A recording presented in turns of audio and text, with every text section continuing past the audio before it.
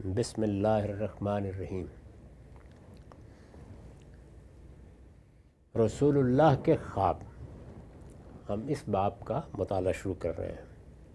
عن نافع ان عبداللہ ابن عمر حدثہ ان رسول اللہ صلی اللہ علیہ وسلم قال ارانی فی المنام اتصبق بالسواک فجذبنی رجلان احدہما اکبر من الآخر فناولت السواک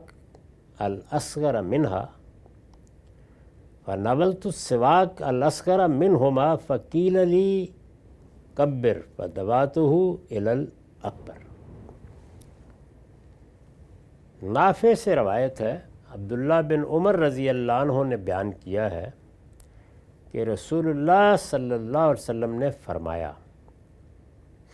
یہ اصل میں محدثین کے نزدیک سلسلۃ الذہب بن جاتا ہے اگر امام مالک یہ روایت بیان کرے، یعنی مالک نافع سے اور وہ عبداللہ بن عمر سے، یہ گویا ایسی سند ہے کہ اس کو سونے کی زنجیر کہا جاتا ہے۔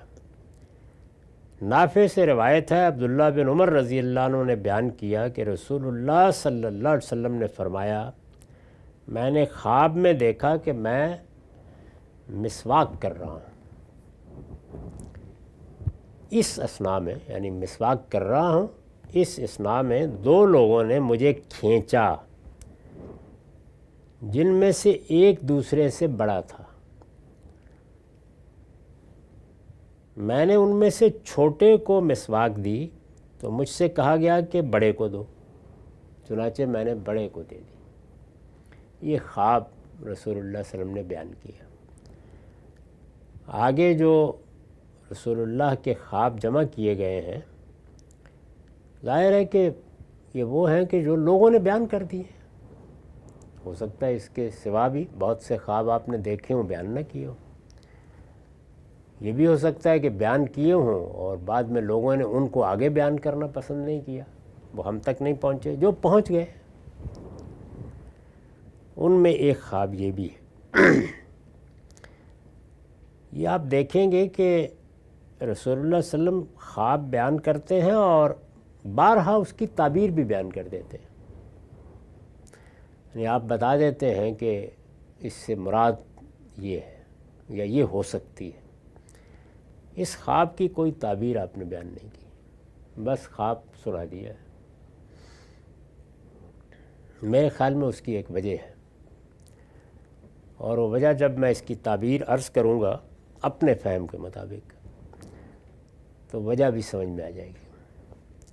میں نے لکھا ہے کہ یہ غالباً یعنی کیا ہوا ہے، مسواک کر رہے ہیں۔ مسواک کیا کرتی ہے؟ تطہیر کرتی ہے، صفائی کرتی ہے، یہ کرتی ہے نا۔ تو مسواک کر رہے ہیں اور مسواک کو دو لوگوں نے کھینچا ہے۔ آپ نے ان میں سے چھوٹے کو دی، لیکن کہا گیا یعنی جیسے آواز آئی، جیسے خواب میں ہوتا ہے کہ بڑے کو دیں، تو بڑے کو دے دی۔ ایک سادہ طریقے سے تو بعض لوگوں نے یہ خیال کیا ہے کہ بس اس میں یہ تعلیم تھی کہ اگر ایک چھوٹا کھڑا ہو اور ایک بڑا کھڑا ہو تو بڑے کو ترجیح دینی چاہیے۔ اسی طرح سے یوں بھی دیکھا جا سکتا ہے، اور بعض لوگوں نے دیکھا بھی ہے کہ بڑے چھوٹے کے معاملے میں نہیں بلکہ دائیں بائیں میں بھی اس کا خیال رکھنا چاہیے۔ بہت سے موقع ہیں جس میں خود رسول اللہ نے یہ فرمایا کہ یہ چیز دے دو لوگوں کو، اور لوگ بیٹھے ہوئے ہیں تو کسی نے ادھر سے دینا شروع کی تو فرمایا نہیں، دائیں سے دینا شروع کرو۔ ہمارے ہاں دائیں کا بہت لحاظ رکھا جاتا ہے۔ یہ آداب کی چیز ہے، یہ سمجھ لینا چاہیے، اس میں کوئی فرض و واجب نہیں ہو جاتی چیزیں۔ آداب اور ایٹیکیٹس اپنے اندر خوبی اور کمال بھی رکھتے ہیں اور بہت سی چیزوں کی علامت بھی بن جاتے ہیں۔ تو میں عرض کر چکا ہوں کہ یہ دائیں کا لحاظ اصل میں ہر وقت اس بات کی یاد دہانی ہے کہ قیامت میں لوگوں کے اعمال نامے اگر وہ کامیاب ہو گئے تو دائیں ہاتھ میں پکڑائے جائیں گے۔ تو ہر وقت یاد رہے آدمی کو کہ وہاں بھی میرا نامہ اعمال مجھے ملنا ہے، اور خدا کرے کہ دائیں ہاتھ میں ملے۔ لیکن میں نے اس کو ایک دوسرے زاویے سے دیکھا، اس سے کوئی اختلاف کر سکتا ہے۔ یہ غالباً اس بات کی تمثیل تھی کہ رسول اللہ صلی اللہ علیہ وسلم کی دعوت کے نتیجے میں، آپ نے ایک دعوت برپا کی، اس کے نتیجے میں جو امت مسلمہ وجود میں آئی ہے، یعنی اللہ تعالیٰ نے یہ تعبیر اختیار کی ہے کہ یہ بنی اسماعیل کے اندر سے ایک امت مسلمہ پیدا ہوئی، مہاجرین ایمان لائے، انصار میں سے بھی لوگ ایمان لائے، تو ایک امت بن گئی۔ وہ بڑی چھوٹی سی تھی اس وقت، زیادہ سے زیادہ تعداد صحابہ کی 1,20,000 کے قریب بیان کی جاتی ہے، وہ بھی ایک اندازہ ہے، اس سے زیادہ کچھ نہیں، یعنی یہ نہیں کہ لوگوں کو کھڑا کر کے کسی وقت گنا گیا تھا، ایک اندازہ لوگوں نے بیان کیا ہے۔ ہمارے پاس جو حالات ترتیب پا کے ناموں کے ساتھ انصاب کے ساتھ پہنچ گئے ہیں وہ 10,000 کے قریب صحابہ کے ہیں۔ تو یہ امت مسلمہ وجود میں آئی ہے۔ رسول اللہ صلی اللہ علیہ وسلم کی دعوت کے نتیجے میں جو امت مسلمہ وجود میں آئی ہے اس کی تطہیر کی ضرورت پڑے گی، یعنی ایک وقت ایسا آئے گا فوراً ہی بعد، رسول اللہ کے فوراً بعد، کہ اس کی تطہیر کی ضرورت پڑ جائے گی۔ ایک تو تطہیر ہے اخلاق کی، کردار کی، بدن کی، ایک یہ ہے کہ ایک گروہ یا ایک جماعت کی تطہیر، جیسے کہ قرآن مجید میں یہ کہا گیا ہے کہ تمہاری جماعت کی تطہیر مقصود ہے تاکہ اس کو منافقین سے، چھپے ہوئے منکروں سے الگ کر دیا جائے، تو یہ جماعت کی تطہیر ہے، اس کی تطہیر کی ضرورت پڑے گی، اور یہ تطہیر آپ کی وفات کے بعد، یعنی دنیا میں جب تک رسول اللہ تھے تو اللہ تعالیٰ تطہیر کر رہا تھا۔ قرآن مجید میں یہ بہت جگہ زیر بحث آیا ہے، تمہیس، تطہیر، کہ ہم جو امت پیچھے چاہتے ہیں پیغمبر کے بعد رہے وہ ناپسندیدہ عناصر سے پاک ہونی چاہیے۔ تو تمہیس کے لیے اللہ تعالیٰ نے مختلف آزمائشیں برپا کی ہیں، یہاں تک کہا کہ احد میں بھی شکست اس لیے ہو گئی وقتی طور پر کہ تطہیر مقصود تھی، تمہیس مقصود تھی، تو وہاں تو اللہ تعالیٰ کر رہے تھے۔ اب رسول اللہ کے بعد تو اللہ تعالیٰ نے لوگوں کے ساتھ بات کرنا قیامت تک کے لیے بند کر دی،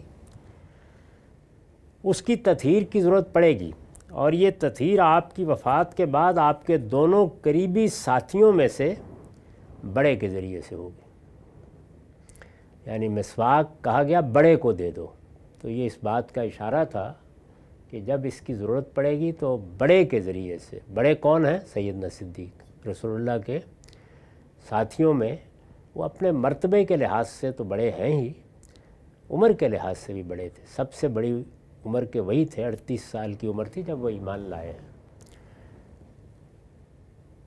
تو بڑے کے ذریعے سے ہوگی، چنانچہ یہی ہوا، یعنی بالکل ایسے ہی ہوا۔